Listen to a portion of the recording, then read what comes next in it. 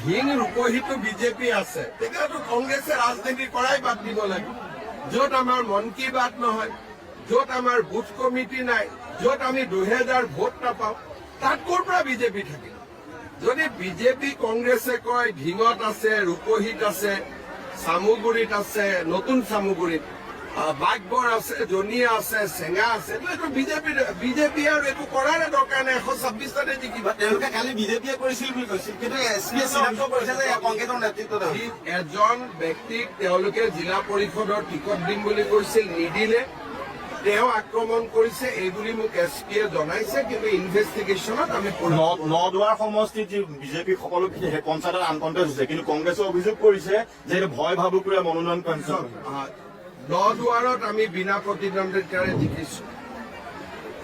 বিশ্বনাথত জিকা নাই ইলেকশ্যনৰ পিছততো কংগ্ৰেছে নিজে ক'ব পাৰিব ক'ত ভয় ভাবুকি দিছে সমৰ্থনতো থাকিব লাগিব য'ত ইলেকশ্যন আছে তাতো জোৰ কৰি কেণ্ডিডেটকেইটা মাত্ৰ থিয় কৰাই থৈছে